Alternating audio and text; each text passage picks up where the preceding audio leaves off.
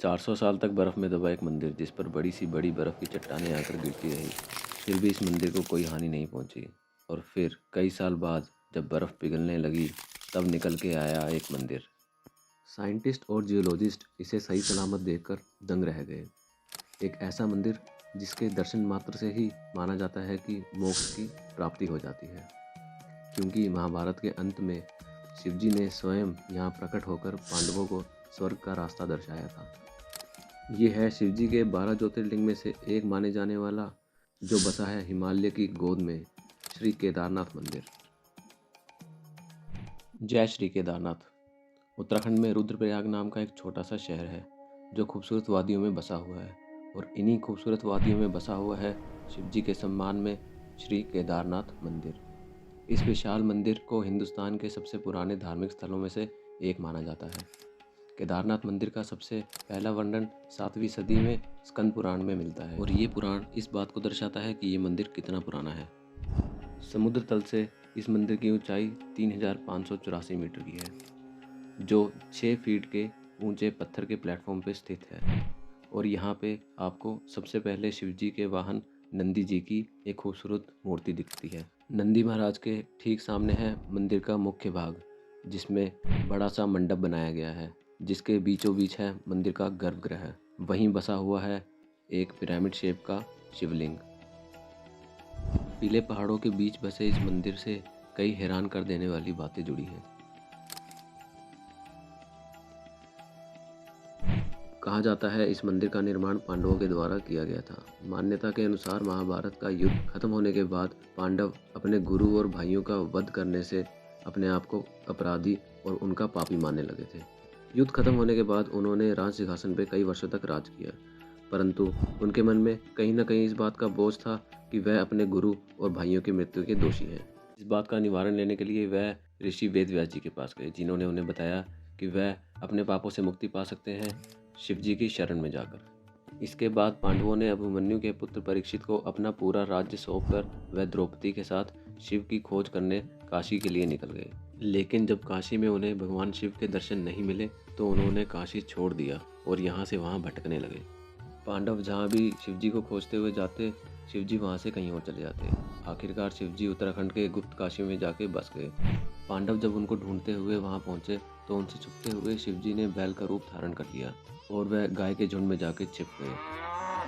फिर काफ़ी समय तक पांडव उन्हें ढूंढते रहे। आखिरकार भीम ने उन्हें ढूंढ लिया। पांडव को अपनी तरफ आता देख नंदी रूप में खड़े शिवजी धरती में समाने लगे। बैल को धरती में समाता देख भीम ने उन्हें पीठ से पकड़ लिया और वही हिस्सा धरती से बाहर रह गया। वो हिस्सा पिरामिड की शेप में शिवलिंग में बदल गया। आज बाबा केदारनाथ मंदिर में आप और हम उसी शिवलिंग को पूजते हैं। पांडवों की सच्ची निष्ठा देखकर भगवान शिव उनसे अत्यधिक प्रसन्न होकर उनके सामने प्रकट होते हैं और उनके सभी पापों से उनको मुक्त करवा देते हैं। साथ ही साथ उनको स्वर्ग जाने का रास्ता भी दर्शाते हैं। इसके बाद पांडवों ने शिवजी का धन्यवाद करने के लिए जिस जगह पे शिवलिंग प्रकट हुआ था उसी जगह पे एक मंदिर का निर्माण किया।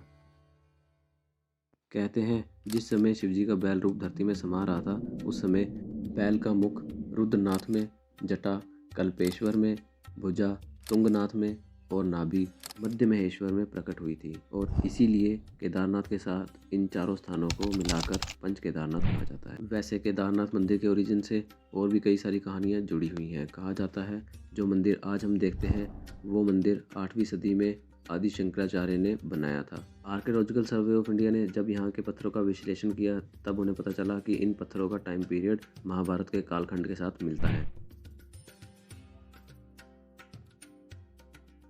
कहा जाता है शिवजी का रुद्र रूप काल भैरव खुद केदारनाथ मंदिर की रक्षा करता है। 3 आंखें, 4 हाथ, गले में खोपड़ियों की माला, एक हाथ में त्रिशूल, दूसरे हाथ में डमरू, तीसरे हाथ में पाश और चौथे में खोपड़ी, और उनके साथ होता है उनका वाहन माने जाने वाला काले रंग का कुत्ता।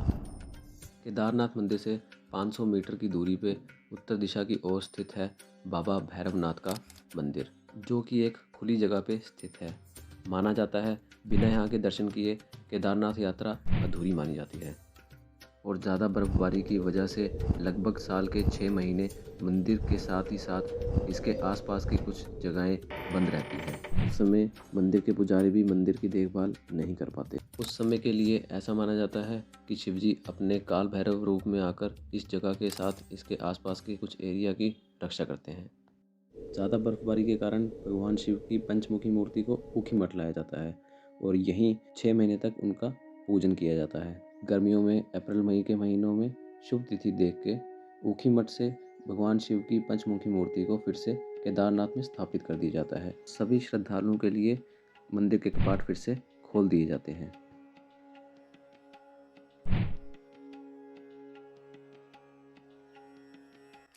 बाबा केदारनाथ मंदिर को एक डिजास्टर प्रूफ जगह माना जाता है। 13वीं सदी से 17वीं सदी के बीच एक ऐसा समय आया जब ऊंचाई पे बसे पर्वत के आसपास की जगह पूरे तरीके से बर्फ से ढक गई। फिर बर्फ के बड़े बड़े पत्थर और चट्टान यहाँ गिरती रहती थी। इस वजह से इन एरिया में काफ़ी नुकसान भी होता था।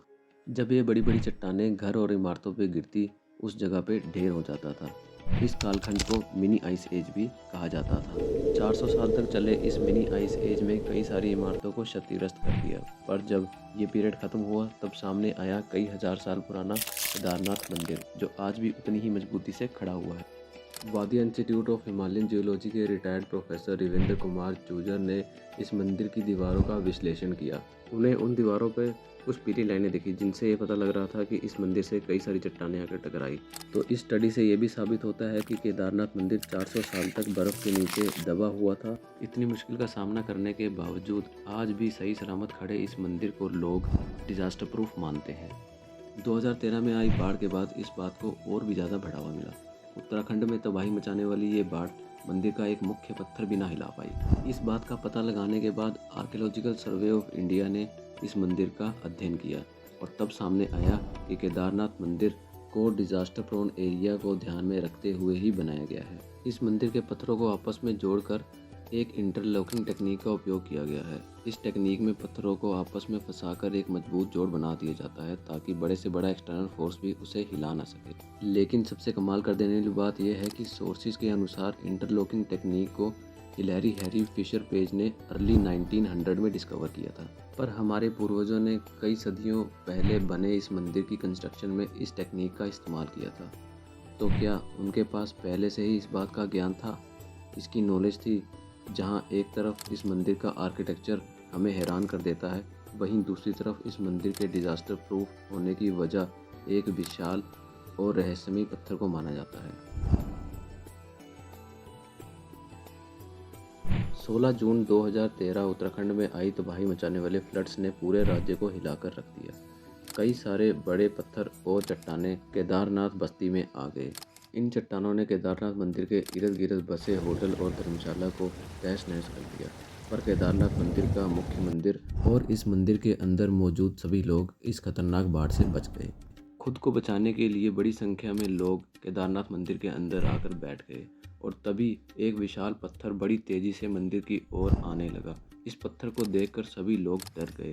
तूफान की तेजी से आ रहा ये पत्थर अचानक मंदिर से कुछ मीटर दूरी पे आके ही रुक गया और फिर कोई भी चट्टान इस मंदिर की तरफ आती तो वो इस पत्थर से टकराकर नष्ट हो जाती या तो अपना रुख बदल लेती और लोग इस दृश्य को देखकर दंग रह गए। लोकल्स का ये मानना है कि ये पत्थर भीम के द्वारा इस मंदिर की रक्षा करने के लिए भेजा गया था। जिस तरह से भीम अपनी गदा से दुश्मनों का नाश और मासूमों की रक्षा करते हैं, उसी प्रकार भीमशिला के इस पत्थर ने लोगों की जान बचाई। आज यह शिला केदारनाथ मंदिर का एक मुख्य भाग बन गया है और मंदिर के साथ साथ लोग इसकी भी पूजा करते हैं। पर ज़रा सोचिए, क्यों ये पत्थर केदारनाथ मंदिर से कुछ ही मीटर की दूरी पे आके रुक गया? क्या यह सिर्फ एक इत्तेफाक था या भगवान के द्वारा भेजा गया एक चमत्कार? आप इस बारे में क्या राय रखते हैं? हमें कमेंट सेक्शन पे आकर ज़रूर इसके बारे में लिखिए। साथ ही में आपको यह वीडियो कैसी लगी, हमें इसके बारे में ज़रूर बताइए ताकि हम आपके लिए ऐसी और कई सारी वीडियोज़ लेकर आएँ जिससे आपका हम एंटरटेनमेंट कर सकें। मिलते हैं आपसे अगली वीडियो में, तब तक के लिए धन्यवाद।